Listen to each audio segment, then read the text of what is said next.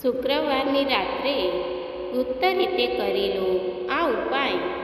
સામેથી ચાલીને ઘરમાં આવશે માતા લક્ષ્મી. શાસ્ત્રોમાં કહેવાયું છે કે માતા લક્ષ્મી ચંચળ સ્વભાવના હોય છે, પરંતુ કેટલાક ઉપાયો કરવાથી ઘરમાં માતા લક્ષ્મીનો સ્થાયી વાસ થઈ શકે છે. આજે અમે તમને આવા જ કેટલાક ચમત્કારી અને અચૂક ઉપાયો વિશે જણાવીએ. હિન્દુ શાસ્ત્ર અનુસાર સપ્તાહના 7 દિવસ કોઈને કોઈ દેવી દેવતાને સમર્પિત છે. શુક્રવારનો દિવસ ધનના દેવી મા લક્ષ્મીની પૂજા કરવા માટે વિશેષ ગણવામાં આવે છે. માનવામાં આવે છે કે શુક્રવારના દિવસે ધનના દેવી મા લક્ષ્મીની પૂજા કરવાથી જીવનના તમામ પ્રકારના સુખ પ્રાપ્ત થાય છે. ખાસ કરીને શુક્રવારની રાતે જ્યોતિષય ઉપાય કરવાથી કરજથી મુક્તિ મળે છે. સાથે જ ઘરમાં માતા લક્ષ્મીની સ્થાયી નિવાસ કરે છે. જ્યોતિષશાસ્ત્ર અનુસાર જે ઘરમાં સાફ સફાઈનું ધ્યાન રાખવામાં આવે છે અને પરિવારમાં માહોલ હોય છે, ત્યાં માતા લક્ષ્મી સ્થાયી વાસ કરે છે. એવામાં જો તમે ઈચ્છો છો કે તમારા ઘરમાં પણ માતા લક્ષ્મીનો સ્થાયી વાસ થાય, તો શુક્રવારની રાત્રે માતા લક્ષ્મી સંબંધિત આ ગુપ્ત ઉપાય અચૂક કરવા. શુક્રવારના અચૂક ઉપાય.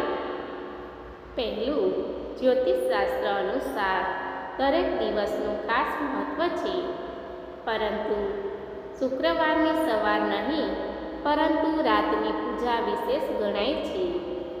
શુક્રવારે સવારે તુલસીના છોડમાં જળ અર્પણ કરી સાંજના સમયે તુલસી સામે દીવો કરવો.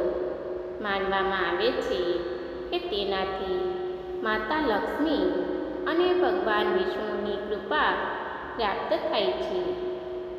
બીજું, જો લાંબા સમયથી પૈસાની તંગીથી તમે પરેશાન છો, તો શુક્રવારની રાત્રે માતા લક્ષ્મીની પૂજા કરો. સાથે જ માતા લક્ષ્મીને ગુલાબનું ફૂલ અર્પણ કરો. માતા સામે સુગંધિત અગરબત્તી પ્રગટાવો. આ રીતે પૂજા કરવાથી માતા લક્ષ્મીની વિશેષ કૃપા પ્રાપ્ત થાય છે. ત્રીજું, જો તમને નોકરી કે વેપારમાં સમસ્યા આવી રહી છે, તો શુક્રવારની રાત્રે આ ઉપાય કરવો.